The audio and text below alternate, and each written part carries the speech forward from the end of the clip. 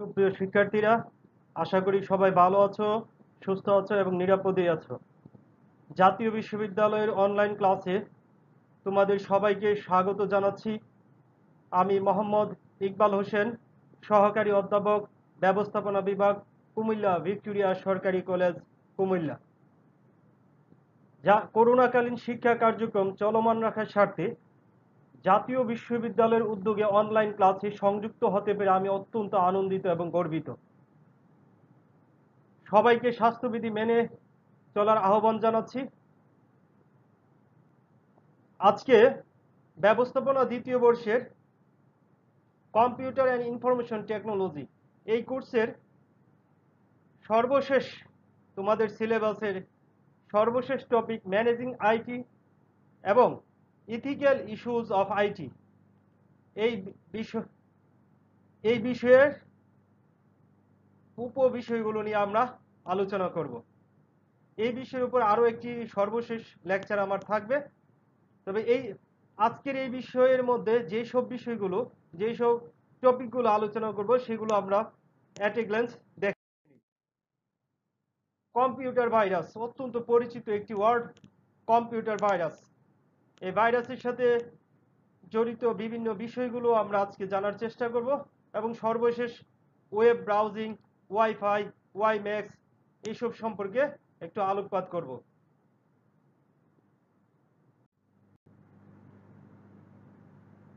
প্রথমেই আমরা computer virus. এই কম্পিউটার ভাইরাস সম্পর্কে জানতে হলে প্রথমে আমাদেরকে অবশ্যই ম্যালওয়্যার এবং র্যানসামওয়্যার এই দুইটি বিষয় সম্পর্কে জানা দরকার। যদিও র্যানসামওয়্যার খুব গুরুত্বপূর্ণ নয়, তবে ম্যালওয়্যার অত্যন্ত গুরুত্বপূর্ণ একটি বিষয়। আমরা জানি যে কোনো কম্পিউটার বা যে কোনো কম্পিউটার সিস্টেম পরিচালনা করতে হলে আমাদেরকে দুই ধরনের সফটওয়্যার দরকার। একটি হচ্ছে অ্যাপ্লিকেশন সফটওয়্যার, আরেকটি হচ্ছে সিস্টেম সফটওয়্যার, যাকে আমরা অপারেটিং সিস্টেম বেশিরভাগ ক্ষেত্রে বলে থাকি। এখন এই সফটওয়্যারগুলো আমরা জানি বিভিন্ন প্রোগ্রামের সমষ্টি, আর প্রোগ্রামগুলো লেখা হয় বিভিন্ন প্রোগ্রামিং ল্যাঙ্গুয়েজ বা কোড ইউজ করে। এখন প্রোগ্রামগুলো এমনভাবে বা প্রোগ্রামিং কোডগুলো এমনভাবে লেখা সম্ভব যাতে এই সকল সফটওয়্যারের কাজগুলোকে বিনষ্ট করতে পারে বা ব্যাঘাত ঘটাতে পারে। এমনকি বিভিন্ন হার্ডওয়্যার এবং সফটওয়্যারের ইন্টারফেসকেও বিনষ্ট করতে পারে। মাঝে মাঝে পুরো কম্পিউটারের যে কার্যক্ষমতা সেটাকেও নষ্ট করে ফেলতে পারে। আর এই ধরনের প্রোগ্রামিং কোড বা প্রোগ্রাম সমূহ কম্পিউটারের জন্য অবশ্যই ক্ষতিকর, এবং এই ধরনের সফটওয়্যারগুলোকেই আমরা বলতে পারি ক্ষতিকারক সফটওয়্যার বা ম্যালিশাস সফটওয়্যার। এই ম্যালওয়্যার শব্দটি মূলত এসেছে মেলিশাস থেকে। মেলিশাসের ম্যাল আর সফটওয়্যারের ওয়্যার, এই দুইটা থেকে এসেছে ম্যালওয়্যার। ম্যালওয়্যার হলো এমন এক ধরনের সফটওয়্যার যা কিনা অন্য সফটওয়্যারের কাঙ্ক্ষিত কার্য সম্পাদনে বাধার সৃষ্টি করে। আর এই বাধা অপারেটিং সিস্টেমকে বা অপারেটিং সিস্টেম সফটওয়্যার বা অ্যাপ্লিকেশন সফটওয়্যার উভয়ের জন্যই ক্ষতিকর। শুধু বাধা সৃষ্টি করে এমন নয়, কোনো ম্যালওয়্যার ব্যবহারকারীর কম্পিউটারে রক্ষিত বিভিন্ন তথ্য, ডেটা, ফাইল, ইনফরমেশন চুরি করে নিয়ে যায়। কোনো সময় ব্যবহারকারীর অজান্তে এই ম্যালওয়্যারটি কম্পিউটার সিস্টেমে প্রবেশ করে। এই ম্যালওয়্যার বিভিন্ন প্রোগ্রামিং কোড, স্ক্রিপ্ট, সক্রিয় তথ্যাধার মানে ওয়্যার হাউস অথবা অন্যান্য সফটওয়্যারের মতো প্রকাশিত হতে পারে। এই কম্পিউটারে অনুপ্রবেশকারী বিভিন্ন ধরনের ক্ষতিকর সফটওয়্যার গুলোকে বলা হয় ম্যালওয়্যার। এই সফটওয়্যারের মাধ্যমে হ্যাকাররা ব্যবহারকারীর অর্থাৎ কম্পিউটার যারা ব্যবহার করে তাদের অনুমতি ছাড়াই যে কোনো নেটওয়ার্ক কিংবা কম্পিউটারে আক্রমণ করে তথ্য বা ডেটা হাতিয়ে নিতে পারে কিংবা কম্পিউটারে ক্ষতি করতে পারে। এই ম্যালওয়্যারগুলো সাধারণত তিন প্রকার, অনেক এক্সপার্ট বলে থাকেন তিন প্রকার। একটি হচ্ছে কম্পিউটার ভাইরাস, দ্বিতীয়টি হচ্ছে ট্রোজান হর্স, আর তৃতীয়টি হচ্ছে কম্পিউটার ওয়ার্ম। তা আমরা এগুলো নিয়ে বিস্তারিত আলোচনা করব। তার আগে সংক্ষেপে র্যানসামওয়্যার কি এইগুলো আমরা আলোচনা করি। র্যানসামওয়্যার হলো ম্যালওয়্যার যখন অর্থাৎ কম্পিউটার ভাইরাস হতে পারে, ট্রোজান হর্স হতে পারে, ওয়ার্ম হতে পারে ইত্যাদি। এই ভাইরাস বা ম্যালওয়্যার সংক্রমিত হওয়ার পর অর্থ পরিশোধ না হওয়া পর্যন্ত কম্পিউটারের দখল ছাড়বে না। এই সব কাজগুলো করে, অর্থাৎ এই কম্পিউটারের সমস্ত ক্ষতিকর কাজ করে হ্যাকাররা। এই হ্যাকাররা তখন এটাকে দখল করে, আমার যার কম্পিউটার বা যার সিস্টেম দখল করে তার কাছ থেকে অর্থ আদায়ের চেষ্টা করে। এই অর্থগুলো সাধারণত বিটকয়েন কিংবা ইউক্যাশের মাধ্যমে পরিশোধ করতে হয়। ফলে এই হ্যাকারদেরকে ধরা ছোঁয়া বা তাদেরকে ধরা ট্রেস করা সম্ভব হয় না। এবার আসি কম্পিউটার ভাইরাস কাকে বলে। কম্পিউটার ভাইরাস এক ধরনের প্রোগ্রাম বা সফটওয়্যার। এগুলো ক্ষতিকর সফটওয়্যার যা পুনরায় মানে রিপ্রোডাক্টিভ ক্যাপাসিটি বা পাওয়ার আছে এরকম ম্যালওয়্যারগুলোকে বলা হয় কম্পিউটার ভাইরাস। এবং এই ভাইরাসগুলো এক কম্পিউটার থেকে অন্য কম্পিউটারে সংক্রমিত হতে পারে এবং ব্যবহারকারীর অজান্তে অন্যান্য সফটওয়্যার বা প্রোগ্রামকে মডিফাই করে দিতে পারে। এই ভাইরাসের পূর্ণরূপ হচ্ছে ভাইটাল ইনফরমেশন রিসোর্সেস আন্ডার সিজ। অর্থাৎ ভাইটাল থেকে ভি, ইনফরমেশন থেকে আই, রিসোর্স থেকে আর, আন্ডার থেকে ইউ, সিজ থেকে এস। এই 5টি শব্দের আদ্যক্ষর নিয়ে ভাইরাস শব্দটি গঠিত। যদি এটাকে বাংলা করা হয়, অর্থাৎ ভাইটাল ইনফরমেশন রিসোর্সেস আন্ডার সিজ, এটাকে যদি বাংলা করা হয় তাহলে আমরা পাই গুরুত্বপূর্ণ তথ্যসমূহ দখলে নেওয়া বা ক্ষতি সাধন করা। এই ভাইরাস সর্বপ্রথম 1949 সালে একজন কম্পিউটার বিজ্ঞানী যার নাম হলো জন নিউম্যান, তিনি ভাইরাস সম্পর্কে প্রথম আলোকপাত করেন। যদিও তিনি যে তার উদ্ভাবিত যে প্রোগ্রামটি সেটাকে ভাইরাস নামকরণ করেন নাই, কিন্তু সেই প্রোগ্রামটি ছিল পুনরায় উৎপাদন করার বা রিপ্রোডাক্টিভ ক্যাপাসিটি সম্পন্ন। পরবর্তীতে 1980 সালের দিকে ইউনিভার্সিটি অফ নিউ হ্যাভেনের একজন বিজ্ঞানী এবং গবেষক তিনি ভাইরাসকে ওই প্রোগ্রামটিকে, অর্থাৎ নিউম্যানের প্রোগ্রামটিকে ভাইরাস হিসেবে অভিহিত করেন, কারণ তার কিছু ক্ষতিকর দিক ছিল। পরবর্তীতে 1982 সালে প্রথম 1982 সালের দিকে এল ক্লোনার ফ্লপি ডিস্ক ব্যবহারের মাধ্যমে সারা পৃথিবীতে ভাইরাস ছড়িয়ে পড়ে। এই ভাইরাসের বিধ্বংসী আচরণ বা বিধ্বংসী রূপ বা ক্ষতিকারক রূপটি প্রথম প্রকাশিত হয় 1986 সালের দিকে ব্রেইন ভাইরাস এর মাধ্যমে। এই ব্রেইন ভাইরাসটি লাহোরের দুই ভাই এটি তৈরি করেছিলেন। এর আগে 70-এর দশকে ইন্টারনেটের আজকের যে অবস্থা তার পূর্বরূপ অর্থাৎ আদি অবস্থা আরপানেট ক্রিপার ভাইরাস নামে একটি ভাইরাস চিহ্নিত করে এই আরপানেটটি। সেই সময় রিপার নামে আরেকটি সফটওয়্যার তৈরি করা হয় যা ক্রিপার ভাইরাসটিকে ডিলিট করে দিতে পারে। সে সময় যেখানে, অর্থাৎ এই ক্রিপার ভাইরাসটি যেখানে জন্ম হতো সেখানে সেটি সীমাবদ্ধ থাকতো, কিন্তু বর্তমানে যেখানে জন্ম হয় শুধু সেখানেই ভাইরাসটি সীমাবদ্ধ থাকে না, সারা পৃথিবীতে ছড়িয়ে পড়ে। এই জীবদেহ বা প্রাণীদেহ যেরকম প্রাণীদের ভাইরাস যেমন পোষক দেহে নিজেই পুনরুৎপাদিত করতে পারে, ভাইরাস প্রোগ্রামও নিজের কপি তৈরি করতে পারে। বর্তমানে পৃথিবীতে যে সকল ভাইরাস আছে তার মধ্যে উল্লেখযোগ্য কয়েকটি হচ্ছে পিং পং, ব্রেইন, চেরনোবিল, তারপরে ভিয়েনা, জেরুজালেম ইত্যাদি।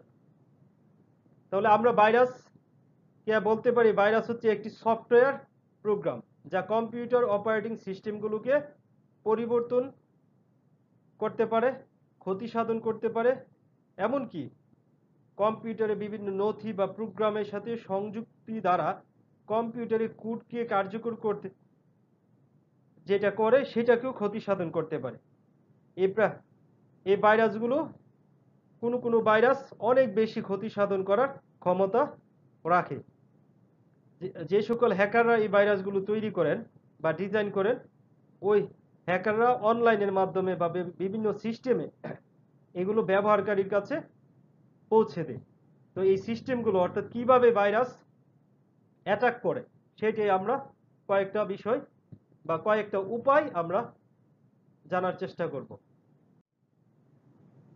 আমরা যখন ইন্টারনেটে প্রবেশ করি, অর্থাৎ বিভিন্ন ব্রাউজার, ওয়েব ব্রাউজার ইউজ করে কোনো একটা সাইটে, ওয়েবসাইটে প্রবেশ করতে যাই, তখন ওই স্ক্রিনে এক ধরনের অনাকাঙ্ক্ষিত বা কখনো কখনো বিজ্ঞাপন দেখা যায়। ওই বিজ্ঞাপনে ক্লিক করলে ওই বিজ্ঞাপনে সঞ্চিত ভাইরাসটি আমার সিস্টেমে বা আমার কম্পিউটারে ইনস্টল হয়ে যেতে পারে বা সংক্রমিত হতে পারে, ইনফেক্টেড হতে পারে। আরেকটি উপায় হচ্ছে আমরা বিভিন্ন ধরনের সফটওয়্যার ইনস্টল করি। ইন্টারনেট থেকে বিভিন্ন ফ্রি সফটওয়্যার আমরা ইনস্টল করি। ইনস্টল করার সময় দেখা যায় ওই সফটওয়্যারটি প্রায়ই do you want to allow এই জাতীয়, অর্থাৎ অ্যালাউ লেখাটা আসে। আমি অ্যালাউ করতে চাই কিনা, অনুমতি দিতে চাই কিনা। যদি অনুমতি দেয় এমন কিছু সফটওয়্যার আছে বা প্রোগ্রাম আছে যেগুলো ভাইরাসে পরিপূর্ণ, ওই অনুমতি দিলে যদি সেটি ভাইরাস ইনফেক্টেড হয়ে থাকে তাহলে অটোমেটিক্যালি আমার সিস্টেমে বা আমার কম্পিউটারে এই ভাইরাসটি অ্যাটাক করবে বা ইনফেক্টেড হবে। তাই কোনো সফটওয়্যার ব্যবহার করার পূর্বে বা ইনস্টল করার পূর্বে সেই সম্পর্কে ভাইরাসটি, ওই সফটওয়্যারটি ভাইরাসে আক্রান্ত কিনা বা ভেবেচিন্তে আমাদের ইনস্টল করা উচিত। আবার কখনো কখনো ইনফেক্টেড ওয়েবসাইট যদি হয় এবং সেটা যদি ডাউনলোড করি, তাহলে ওই ইনফেক্টেড ওয়েবসাইট থেকে বা ইনফেক্টেড প্রোগ্রাম থেকে সরাসরি ভাইরাসটি আমার সিস্টেমে প্রবেশ করতে পারে। আবার মাঝে মাঝে ইমেল, আমরা যারা ইমেল ব্যবহার করি, ইমেলে এমন কিছু সংযুক্তি থাকে যেগুলোকে আমরা স্পাম বলি। এই এই সংযুক্তিতে বা ইমেলে কিছু লিঙ্ক দেওয়া থাকে, অবাঞ্ছিত ইমেল আসে আমাদের ইমেলে। এই অবাঞ্ছিত ইমেলগুলো যখন ওপেন করি কিংবা ওই ইমেলে যে লিঙ্ক দেওয়া থাকে ওইটাতে ক্লিক করলে সাথে সাথে ভাইরাসটি আমার কম্পিউটারে বা যিনি ব্যবহারকারী তার কম্পিউটার বা সিস্টেমে ইনফেক্টেড হয়ে যায়। তারপরে হতে পারে কোনো পেন ড্রাইভ অথবা ইউএসবি ড্রাইভ, এগুলো যদি ভাইরাস ইনফেক্টেড হয়ে থাকে তাহলে এগুলো কম্পিউটারে প্রবেশ করানোর সাথে সাথে, কম্পিউটারের সাথে কানেকশন করার সাথে সাথেই ভাইরাস আমার কম্পিউটার বা আমার সিস্টেমটি আক্রান্ত হতে পারে। আবার অনেক সময় আমরা আমাদের অপারেটিং সিস্টেম এবং অন্যান্য প্রোগ্রামগুলোকে আপডেট করি না। এর ফলে কিছুদিন অপারেটিং সিস্টেম চলার পরে তাদের সাফল্য এরর হতে শুরু করে এবং কম্পিউটার সিস্টেম আমাদের এই সিস্টেমে প্রবেশ করে সহজেই ভাইরাসে আক্রান্ত করতে পারে। আবার বাজার থেকে আমরা বিভিন্ন পাইরেটেড সফটওয়্যার পাই, অর্থাৎ কপি করা বা নকল করা সফটওয়্যার ব্যবহার করি। এটি অনেক সময় এই পাইরেটেড সফটওয়্যারগুলো ভাইরাস থাকতে পারে। এই ভাইরাসগুলো যখন আমরা আমাদের সিস্টেমে ওই সফটওয়্যারটি বা প্রোগ্রামটি ব্যবহার করব তখন ইনফেক্টেড হতে পারে। আবার কখনো কখনো দেখা যায় আমরা ইন্টারনেট থেকে কিছু ফ্রি অ্যান্টিভাইরাস সফটওয়্যার ইউজ করি, যেগুলো নামি দামি না, অখ্যাত। এইসব অ্যান্টিভাইরাস ভাইরাসের একটি বড় উৎস। অর্থাৎ এই অ্যান্টিভাইরাসগুলো ইনস্টল দিলে আমার কম্পিউটার বা আমার সিস্টেমটি ভাইরাস দূর করার পরিবর্তে এগুলো ইনফেক্ট করে দেয়, আমার কম্পিউটার সিস্টেমকে অচল করে দিতে পারে। তারপরে ভাইরাস সাধারণত দুই প্রকার, যদিও ভাইরাসে অনেক প্রকার আছে, আমরা সেগুলো দেখব। তবে সাধারণভাবে দুই ধরনের ভাইরাস আছে, সেটা হচ্ছে নন রেসিডেন্ট ভাইরাস বা অনিবাসী ভাইরাস, আর রেসিডেন্ট ভাইরাস বা নিবাসী ভাইরাস। এই নন রেসিডেন্ট ভাইরাসটা হচ্ছে কিছু কিছু ভাইরাস আছে বা যে সকল ভাইরাস সিস্টেমে সক্রিয় হওয়ার পর অন্যান্য কোন কোন প্রোগ্রামকে সংক্রমিত করা যায় সেটা খুঁজে বের করে এবং পরবর্তীতে সেগুলোকে আক্রমণ করে এবং সর্বশেষে প্রোগ্রামকে বা পুরো সিস্টেমকে নিয়ন্ত্রণ নিয়ে নিষ্ক্রিয় হয়ে পড়ে। এটাকে বলা হয় নন রেসিডেন্ট ভাইরাস। আর অন্যদিকে রেসিডেন্ট ভাইরাস হচ্ছে সেই ভাইরাসগুলো যেগুলো সক্রিয় হওয়ার পরে মেমোরিতে স্থায়ী হয়ে থাকে। এবং যখনই কোনো প্রোগ্রাম চালু হবে তখন সেটি সেই প্রোগ্রামকে সংক্রমিত করে। এই ধরনের ভাইরাসকে বলা হয় রেসিডেন্ট ভাইরাস। এবার আসি ভাইরাস আক্রান্ত হলে কি কি লক্ষণ প্রকাশ পায়, অথবা কি কি লক্ষণ দেখলে আমরা বুঝতে পারবো বা আমরা সন্দেহ করতে পারি যে আমার সিস্টেমটি বা আমার কম্পিউটারটি ভাইরাসে আক্রান্ত। প্রথম লক্ষণটি হচ্ছে ধীরে ধীরে ইন্টারনেট গতি, অর্থাৎ ইন্টারনেট গতি অত্যন্ত স্লো হয়ে যায়। যদি দেখা যায় অবিচ্ছিন্নভাবে বেশ কিছু সময় ধরে ইন্টারনেটের গতি কম, সেক্ষেত্রে আমাদের পরীক্ষা করে দেখা উচিত এটা ভাইরাস ইনফেক্টেড কিনা আমার সিস্টেমটি। এই ধরনের ঘটনা ঘটতে পারে যারা নিয়মিত বা প্রতিদিন ইন্টারনেট ব্যবহার করে কোনো ধরনের অ্যান্টিভাইরাস সফটওয়্যার ছাড়া, তাদের ক্ষেত্রে এই লক্ষণটি প্রকাশিত হয়। অপ্রত্যাশিত বিজ্ঞাপন, অনেক সময় আমরা যখন ওয়েব ব্রাউজারে ব্রাউজ করি কোনো কিছু, তখন একটি পপ আপ উইন্ডো আমাদের সামনে আসে। এই পপ আপ উইন্ডোতে এক ধরনের বিজ্ঞাপন প্রদর্শিত হয় যেটি অপ্রত্যাশিত, এবং ওই স্ক্রিনে ভেসে থাকা বিজ্ঞাপনটি অনেক সময় ভাইরাস ইনফেক্টেড হতে পারে। এই জন্য এই ধরনের পপ আপ বা অ্যাডভার্টাইজিং এ আমরা ক্লিক করা উচিত নয়। আরেকটি হচ্ছে ধীর পারফরমেন্স, অর্থাৎ এখানে কম র্যাম বা কম হার্ড ডিস্কের কারণে হয়ে থাকে। তবে কম্পিউটারে পর্যাপ্ত জায়গা থাকলেও অনেক সময় র্যামের র্যামের গতি কিংবা হার্ড ডিস্কের গতি বা আমার কম্পিউটারের সার্বিক গতি স্লো হয়ে যেতে পারে। যদি দেখা যায় যে কম্পিউটারটি স্টার্ট হতে অনেক সময় নেই, অথবা কোনো প্রোগ্রাম খোলার জন্য খুব বেশি সময় লাগছে, তখন বুঝতে হবে যে ওই কম্পিউটারে বা ওই সিস্টেমটিতে ভাইরাস আছে। আরেকটি লক্ষণ হচ্ছে ইরর মেসেজ, অর্থাৎ আমরা যখন ব্রাউজার ব্যবহার করি তখন যদি স্ক্রিনে এরর মেসেজ দেখতে পাই, তখন আমাদের সতর্ক হওয়া উচিত, কারণ ওই এরর মেসেজের কারণে আমার সিস্টেমটি ভাইরাস উপস্থিতি হয়ে যেতে পারে। তাই আমাদেরকে এই এরর মেসেজ দেখে সচেতন হওয়া উচিত। আরেকটি হচ্ছে সিকিউরিটি অ্যাটাক, এটি সাধারণত কোনো নথি বা প্রোগ্রাম খুলতে অক্ষম হয়, অর্থাৎ কোনো ফাইল বা ফোল্ডার অথবা কোনো নথি, এগুলো খুলতে সমস্যা হয়। যদি সমস্যা হয় তাহলে বুঝতে হবে যে কম্পিউটারটি বা ওই ফোল্ডার বা ফাইলটি ভাইরাস দ্বারা সংক্রমিত। তারপর হচ্ছে নিখোঁজ বা অতিরিক্ত ফাইল, আমরা কিছু কিছু ফাইল ওপেন করার পরে দেখা যায় সিমিলার আরেকটি ফাইল ওপেন হয়ে গেছে, যেগুলোকে আমরা জাঙ্ক ফাইল বলি। এই জাঙ্ক ফাইলের মাধ্যমেও যদি এরকম হয়ে যায় তাহলে বুঝতে হবে যে সেই ফাইলগুলোতে ভাইরাস ইনফেক্টেড। তারপর অপ্রয়োজনীয় ইমেল, আমরা ইমেলের মাধ্যমে প্রায়ই দেখে থাকি যে বিভিন্ন ধরনের অনাকাঙ্ক্ষিত বা অপ্রত্যাশিত ইমেল চলে আসে। এই ইমেলগুলো ওপেন করলে বা ইনবক্সে যে মেলগুলো আসে অপ্রত্যাশিত, এগুলোতে ক্লিক করলে ভাইরাস ইনফেক্টেড হতে পারে। আবার কখনো কখনো পরিচিত কোনো ইমেল আসলো কিন্তু সেখানে একটি লিঙ্ক দেওয়া থাকতে পারে, ওই লিঙ্কে ক্লিক করলে অটোমেটিক্যালি ভাইরাস ইনফেক্টেড হয়ে যেতে পারে। আরেকটা হচ্ছে সিস্টেম ক্র্যাশ, অর্থাৎ কম্পিউটার নিজেই ক্র্যাশ হয়ে যায়, অথবা খুব বেশি সময় ধরে সেটা স্টপ হয়ে যেতে পারে। তখন বুঝতে হবে যে এটা কম্পিউটার ভাইরাসে আক্রান্ত। মোটামুটি এগুলো দেখে আমরা বলতে পারি যে একটি কম্পিউটার বা একটি সিস্টেম ভাইরাসে আক্রান্ত কিনা। এছাড়া অনেক ধরনের লক্ষণ আছে। যারা কম্পিউটার এক্সপার্ট তারা কম্পিউটার চালু করার সময়, ওয়েবসাইটে প্রবেশ করার সময় ইমেল দেখিয়ে বুঝতে পারে আসলে এটি ভাইরাস নাকি অন্য কিছু। এবার আসি এই ভাইরাস কিভাবে প্রতিরোধ করতে পারে। অর্থাৎ প্রথম কাজ হচ্ছে আমার সিস্টেমে একটি অ্যান্টিভাইরাস থাকতে হবে, এবং সেটা অত্যন্ত ভালো মানের প্রিমিয়াম কোয়ালিটি।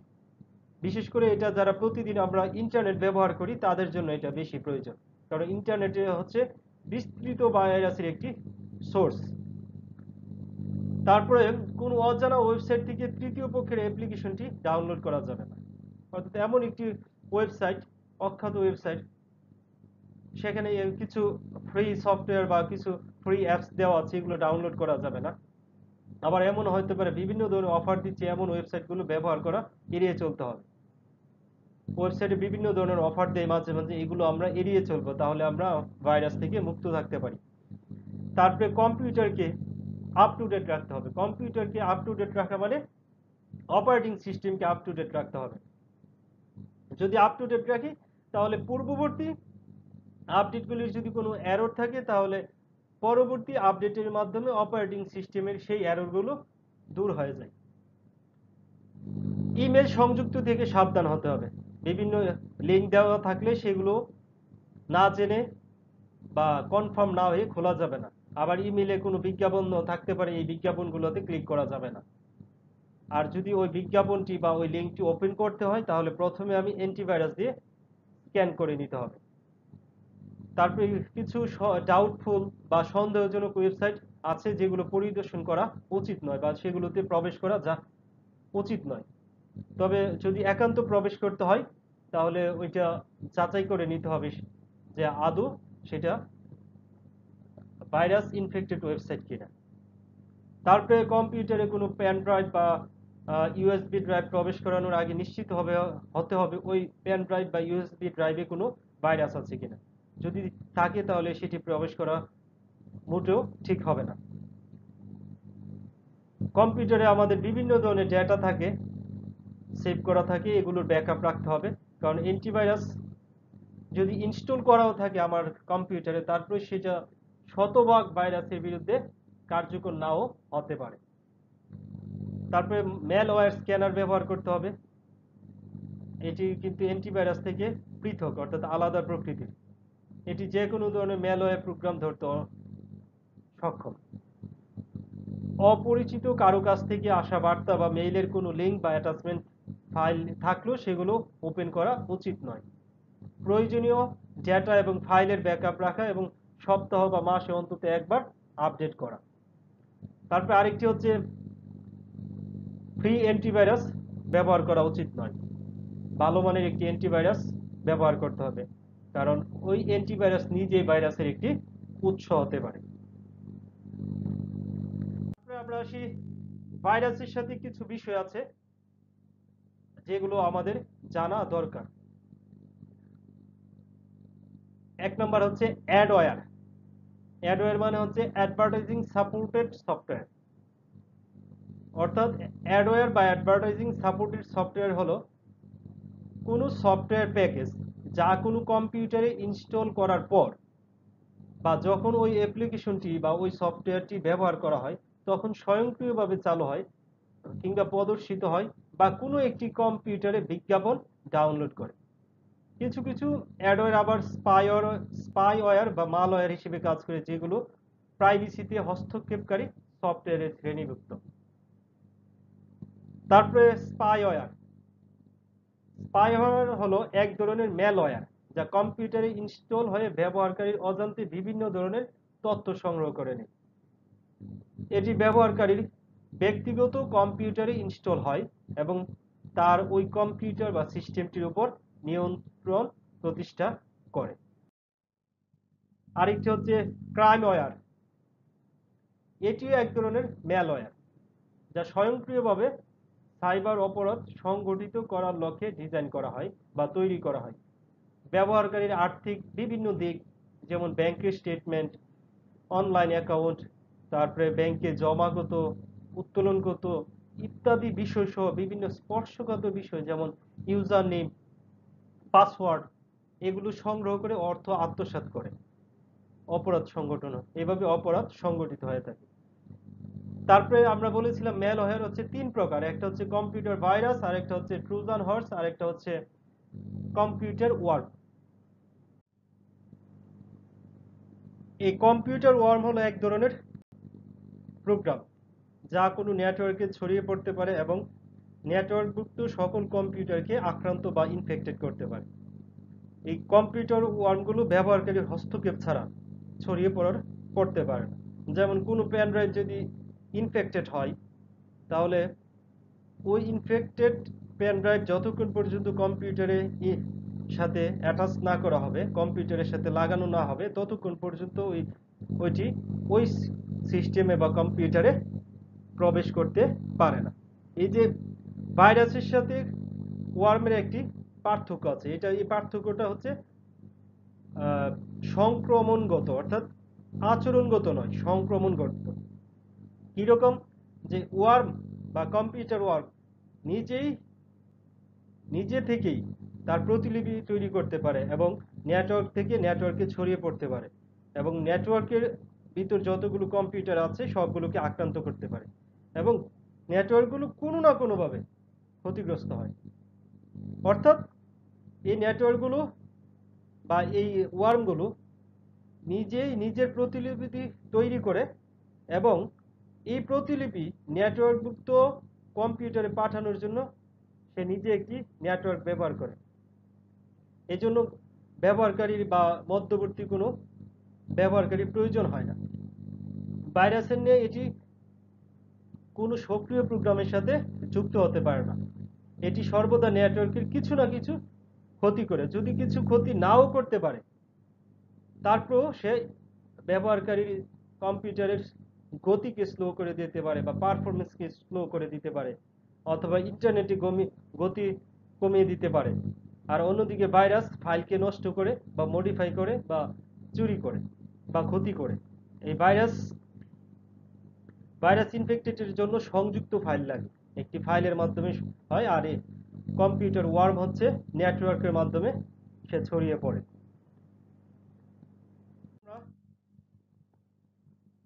কিছু মৌলিক বিষয় আমরা ওয়ার্ম পড়েছি, সফটওয়্যার পড়েছি, হার্ডওয়্যার পড়েছি, তারপরে হচ্ছে অ্যাডওয়্যার পড়েছি, স্প্যামওয়্যার পড়েছি, এইরকম আরো ওয়্যার দিয়ে কিছু শব্দ আছে, এগুলো জানার চেষ্টা করি। প্রথমে হচ্ছে ফ্রি ওয়্যার। বিভিন্ন সফটওয়্যার কোম্পানি তাদের প্রচারের জন্য, তাদের সফটওয়্যার প্রচারের জন্য বা কখনো কখনো জনসেবামূলক সমাজসেবামূলক কাজের জন্য তাদের তৈরিকৃত সফটওয়্যার বা প্রোগ্রাম এর লাইসেন্স সবাইকে ব্যবহারের অনুমতি দেয় বা সবাই যেন ব্যবহার করতে পারে সেই জন্য এটাকে ওপেন করে দেয়। এই ধরনের সফটওয়্যারগুলো ব্যবহার করার জন্য ব্যবহারকারীকে কোনো ধরনের টাকা পয়সা দিতে হয় না, এমনকি এগুলো যদি ইনস্টলও করে তারপরে কোনো কপিরাইট আইন লঙ্ঘিত হবে না, এদেরকে ফ্রি ওয়্যার বলে। অর্থাৎ ইন্টারনেট থেকে যে সকল ফ্রি সফটওয়্যার আমরা পাই, যেগুলো আমরা তাদের অনুমতি ছাড়া আমাদের কম্পিউটার ইনস্টল করতে পারি এবং ব্যবহার করতে পারি, সেগুলোকে বলা হয় ফ্রি ওয়্যার। যেমন পিডিএফ সফটওয়্যার আছে কিছু, এটা আমরা ফ্রি ইউজ করতে পারি। তারপরে আমরা হ্যান্ড ব্রেক একটা সফটওয়্যার আছে, যেটা আমরা ভিডিও সাইজকে ছোট করার জন্য ব্যবহার করি, সেটা আমরা ফ্রি ওয়্যার হিসেবে বলতে পারি। তারপরে আছে শেয়ার ওয়্যার। 1 দিন বা 7 দিন, 15 দিন, 1 মাস বা 2 মাস ইত্যাদি বিভিন্ন মেয়াদে বিভিন্ন সফটওয়্যার প্রতিষ্ঠান তাদের তৈরি সফটওয়্যার ফ্রি ব্যবহারের অনুমতি দিয়ে থাকে। অর্থাৎ কিছু কিছু সফটওয়্যার ইন্টারনেটে পাওয়া যায় যেগুলো 1 মাসের জন্য ফ্রি দেওয়া হয়, 1 দিনের জন্য ব্যবহার করতে পারে, ট্রায়াল ভার্সন। এগুলোকে বলা হয় শেয়ার ওয়্যার। শেয়ার ওয়্যারের আবার দুইটা উদ্দেশ্য থাকে। প্রথম উদ্দেশ্যটি হচ্ছে যিনি ব্যবহার করবেন তিনি যেন ওই প্রোগ্রামটি বা সফটওয়্যারটি অ্যাপ্লিকেশনটি পরীক্ষা নিরীক্ষা করে দেখতে পারেন। এরপরে ক্রেতা যদি চায়, দ্বিতীয় উদ্দেশ্যটি হলো ক্রেতা ক্রয় করতে চাইলে কেনার জন্য অর্ডার দিতে পারে। আরেকটি হচ্ছে ফার্মওয়্যার। কম্পিউটারে এমন কিছু প্রোগ্রাম, তথ্য বা নির্দেশ আছে যেগুলো কম্পিউটার তৈরি করার সময় এই সিস্টেমের সাথে বিল্ট ইন করা থাকে, অর্থাৎ সিস্টেমের সাথে সংযুক্ত করা থাকে, যেগুলো আমরা বুঝতে পারি না, যেগুলো আমরা এডিট করতে পারি না। এই ধরনের প্রোগ্রামগুলোকে একসঙ্গে ফার্মওয়্যার বলা হয়। তারপরে আমরা আসি ইন্টারনেট কাকে বলে। ইন্টারনেট এই শব্দটা শুনি নাই এমন কোনো ছাত্র হয়তো খুঁজে পাওয়া যাবে না। কিন্তু ইন্টারনেট কি আসলে? ইন্টারনেট হলো পৃথিবী জুড়ে বিশ্বব্যাপী বিস্তৃত অসংখ্য নেটওয়ার্কের সমন্বয়ে গঠিত একটি নেটওয়ার্ক ব্যবস্থা। যত নেটওয়ার্ক আছে পৃথিবীতে সবগুলো নেটওয়ার্কের সমন্বয়ে ইন্টারনেট গঠিত হয়। এই ইন্টারনেট করার জন্য আমাদেরকে বা ইন্টারনেটে প্রবেশ করার জন্য ইন্টারনেট ইউজ করে আমরা বিভিন্ন তথ্য পাওয়ার জন্য বেশ কিছু টার্ম দরকার। এই টার্মগুলো হচ্ছে ওয়েব ব্রাউজার, ওয়েব পেজ ইত্যাদি। ওয়েব ব্রাউজার হচ্ছে যেই ব্রাউজার বা যেই সফটওয়্যারটি ব্যবহার করে আমি আমার কাঙ্ক্ষিত তথ্যটি খুঁজে পাই, সেটা হচ্ছে ওয়েব ব্রাউজার। যেমন গুগল ক্রোমি একটি ওয়েব ব্রাউজার, মজিলা ফায়ারফক্স একটি ওয়েব ব্রাউজার, বিং একটি ওয়েব ব্রাউজার, ইন্টারনেট এক্সপ্লোরার একটি ওয়েব ব্রাউজার। অর্থাৎ এই ব্রাউজারের সহযোগিতায় আমরা ইন্টারনেটে ছড়িয়ে থাকা হাজার হাজার তথ্য থেকে আমার কাঙ্ক্ষিত তথ্যটি খুঁজে পেতে পারি। যদি এই ওয়েব ব্রাউজার সফটওয়্যার না থাকতো, এটা নিচে কিন্তু একটি অ্যাপ্লিকেশন সফটওয়্যার, ওয়েব ব্রাউজার হচ্ছে এক ধরনের অ্যাপ্লিকেশন সফটওয়্যার, না থাকতো তাহলে আমাদের পক্ষে খুঁজে পাওয়া ডিফিকাল্ট আমাদের কাঙ্ক্ষিত তথ্যটি। এই ইন্টারনেট ছাড়া বর্তমান যুগে, আধুনিক যুগের ব্যবসা বাণিজ্য, শিক্ষা, চিকিৎসা, তারপর অর্থনীতি, যোগাযোগ, পরিবহন, আমদানি রপ্তানি ইত্যাদি কল্পনা করা যায় না। কারণ ইন্টারনেটের মাধ্যমে সারা পৃথিবী এখন গ্লোবাল ভিলেজে পরিণত হয়েছে, সবাই ইন্টার কানেক্টেড। আমি এখানে বসে, আমি আমার স্থানে বসে ব্রাজিলে কি হচ্ছে সেগুলো আমরা ইন্টারনেটের মাধ্যমে দেখতে পাই। তো ইন্টারনেটের গুরুত্ব এই বিষয়টা তো আশা করি সবারই ধারণা আছে, আমরা সেদিকে যাচ্ছি না। ইন্টারনেট কোন কোন কাজে লাগে, কোন কোন ক্ষেত্রে ব্যবহার হয় সেগুলো বেশি ইম্পর্টেন্ট নয়, সেগুলো সবারই কম বেশি ধারণা আছে। আমরা পরবর্তীতে যেই বিষয়টা যাব সেটা হলো ওয়াইফাই। ওয়াইফাই এর পূর্ণরূপ হচ্ছে ওয়্যারলেস ফিডেলিটি। বৈদ্যুতিক যন্ত্রপাতিগুলোকে তারবিহীন উপায়ে সংযুক্ত করার একটি উপায় বা কৌশল হলো ওয়াইফাই। অর্থাৎ বিভিন্ন ইলেকট্রিক যন্ত্রপাতি আছে, এগুলোকে ওয়্যারলেস বা তারবিহীন উপায়ে সংযুক্ত বা কানেক্টেড করাকে বলা হয় ওয়াইফাই। এই ওয়াইফাই এর মাধ্যমে আমরা কোনো অ্যাক্সেস পয়েন্ট বা হটস্পটের মধ্য থেকে একটি কক্ষের অভ্যন্তরে, সাধারণত 20 মিটার, কক্ষের যদি আয়তন হয় 20 মিটার, এমনকি কক্ষের বাইরে পর্যন্ত এই ওয়াইফাই এর মাধ্যমে আমরা কানেক্টেড থাকতে পারি। আরেকটি টার্ম হচ্ছে ওয়াইম্যাক্স। এটার মাধ্যমে উচ্চ গতির ব্রডব্যান্ড সেবা, তারবিহীন ব্যবস্থায় বিস্তৃত এলাকায় ইন্টারনেট অ্যাক্সেস পাওয়া যায়।